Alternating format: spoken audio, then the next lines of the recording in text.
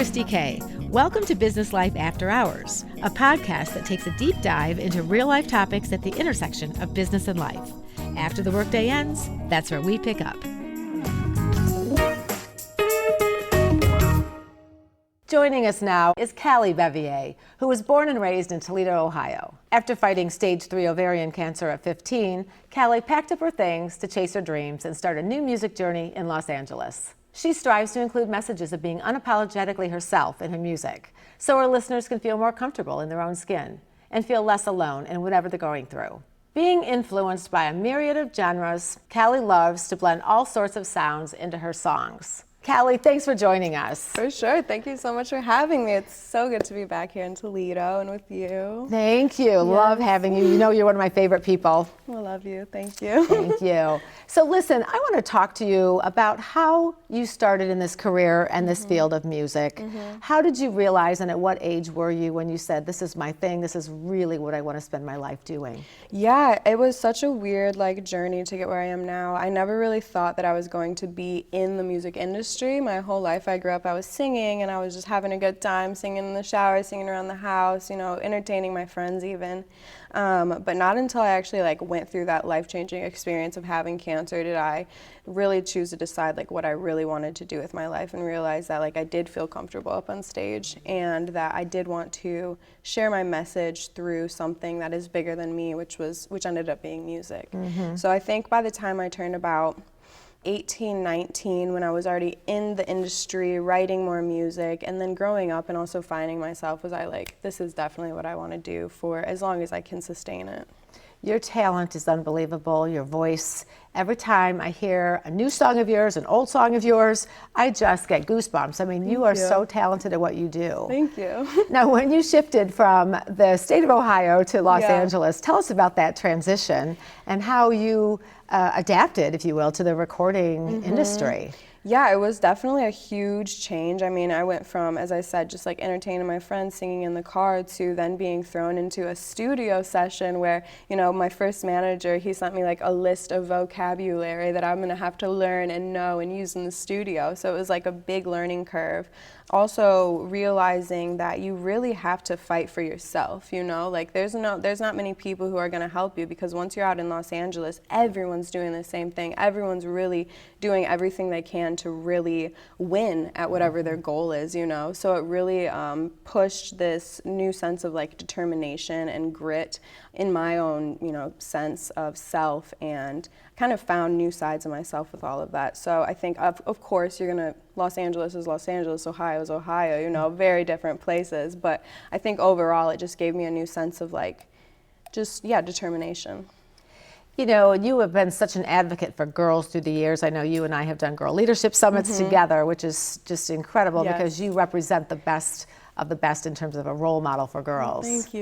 Yeah, I think it's so important for young girls, definitely today, when there's so many things to look at, so many places to be influenced by, to have someone who actually has a good message to give. There's so many artists, and there's so many aesthetics these days, but I think when you actually find someone who has a message, not only myself, but all these people at the empowerment group, that's so important for girls to listen to and just be I can do that, so. And you bring that message into your songs too when you write them. I know you said to me earlier that in 2020 it really taught you how to write music on your own even more deeply. Yes. How is it that you write your lyrics and your songs? Tell us a little bit more about the process. And I know you really do bring some of that heartfelt grit and emotion into your music.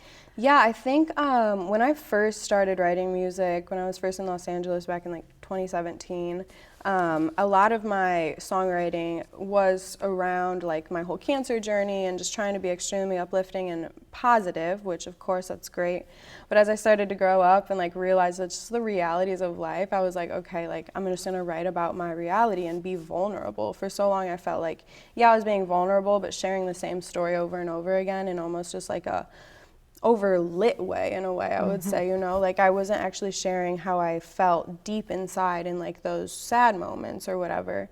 And then as I started to grow up, I was like, okay, I'm just gonna write however I feel in this moment. And it might not always be extremely happy, but I think it's important to share those messages too. And then when I am happy, I write that, you know?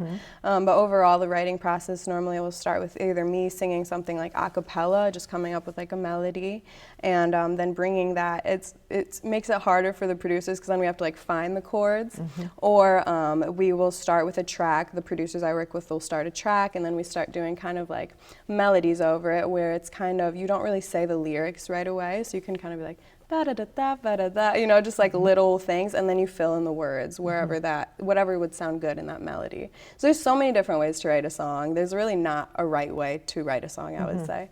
So. You just have your kind of best style depending on the day and the emotion that you're feeling, it sounds like. Exactly, yeah. One of the songs I love that you've recently written is called Prescription, and I'd love to hear more about how you came to write those lyrics. I mean, it's just a great, beautiful song. Thank you. Yeah, that song actually, I personally love the story for this song because it wasn't going to start as anything that I was planning on releasing. It was actually me and my husband. We were just doing a little exercise. We were like, what if we pull up like a random word generator online? And so the word that was generated was prescription. And then he started like this cool guitar like chord thingy, and then we came up with the song. The lyrics just kind of started spilling out, and it's pretty much just about the person that you're with making you feel better than what your prescription medication might make you feel, which is totally, you know, exaggerated. I like to say, keep taking your prescribed medications. But so that's how that song came to be. It really just came from an exercise. And I really like telling people, like, I was never a natural songwriter from the beginning. So if you ever want to try something new, like just you have to put practice and work into it, and you'll finally get to that point that you want to be. I truly believe that. And you have done that. You have just gone deeper into your music, into your sound, and into how you write and record. Tell us about your influences. Yes. I know you have many, and I know you also got married in 2020, so I'll bet your husband has something to do with influences as well. For songwriting influences, it's definitely, you know, I pull from my relationship. I also am inspired just by like the smallest things in life. Like I'll tell people, like I'll walk by a dumpster and there'll be like flowers growing behind it, and I'll be inspired by that. So it's really just looking for the small things in life. But then musically and like sonically, I would say my biggest inspirations are probably like Paramore, Hayley Williams, Halsey. I was just listening to the new Olivia Rodrigo album in the car. I was thinking of the answer to this question, I'm not gonna lie. You knew it was coming. Yeah. And yeah, I like a lot of like pop punk type of music. I was raised on very like alternative stuff, like the Killers. So I really like that realm. But overall, I like to sit in the pop circle. You have had many moments in your life, especially at a young age, that have really transformed you. Talk a little bit about some of the challenges and the adversity that you've been through and how you have been able to overcome some of those really, really incredibly difficult times. Yeah. So I think obviously the hardest thing that I've had to fight through was my fight with cancer when I was 15. And I think it really was, in the moment, I felt like I had to be strong for a lot of other people around me. I had to carry that, like, you know, the positive energy, like I said before. I think overall having that mindset, it could be a little toxic to constantly be thinking you have to be that person, but then at the same way, it did give me that different outlook on life, that I was like, I can find peace and happiness in the smallest things. Like for like this little example, like we were at the fair one day and I was not supposed to be doing anything, but I was like, I want to do the bungee jump, the little thing where they like strap you in, and I just did it. And there's a photo of me. I just have the purest form of happiness on my face in that photo. And I just remember after that, I was like, I gotta go. Like I was so sick, but just like really living fully in, you know, whenever you feel good, just really tapping into whatever moment you're in and being there fully, being present was so important for me to get through that. And then, I don't know. I think that's all I have to say about that. I mean, the grounding Yeah. with you comes through so clearly in your songs, in your life. You stay grounded. I know you have a really strong commitment to family Yes, and for to sure. friendships and that type of thing. That certainly comes through. 100%. You have always been really focused on creativity and not fitting into a box. Is that really kind of one of the things that helps you to be limitless and really write your lyrics? Yeah, I think that it's super important for me personally, when I first got into the music industry, it was like, you need to find your genre, people need to understand where you're coming from, and when they hear you, but personally, I have a very original voice, so I'm like, it doesn't matter what kind of genre I'm gonna sing, or if I put electric guitar on this song and like an organ on this song, it doesn't matter. Like, that's my song, it came from me. So I think it's really important for me to just go with the flow whenever I'm writing music. I understand some people, they like this, like one specific sound, but for me, I was raised on so many different types of mainly pop music, but there's so many, pop music is very large genre.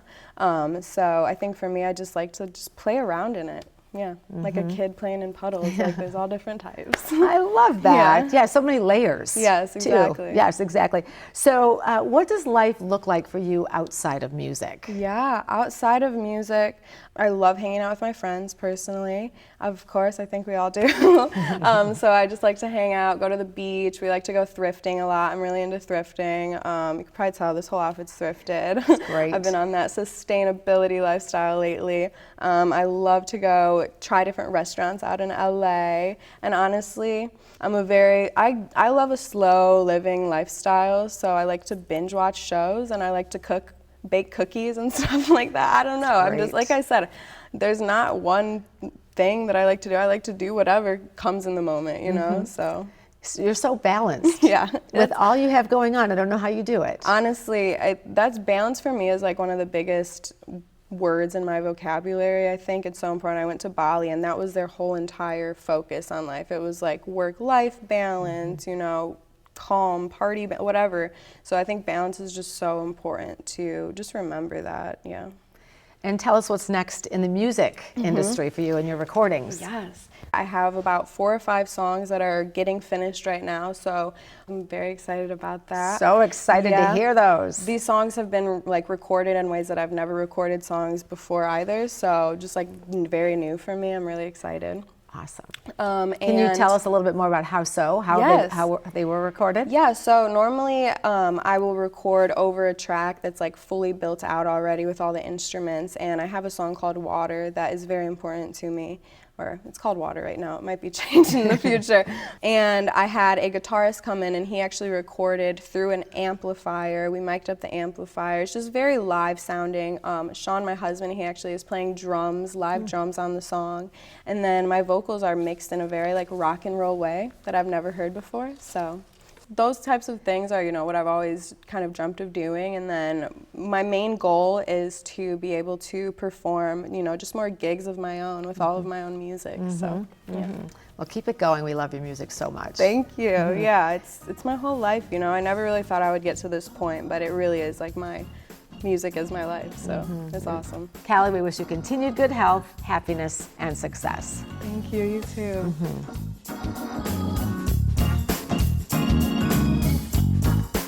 Find success by your own definition at your intersection of business and life on my next podcast. Thanks for joining us. I'm Kristi K.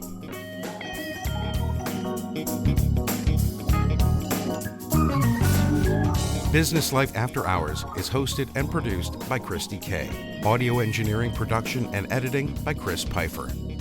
Business Life After Hours is a production of WGTE Public Media.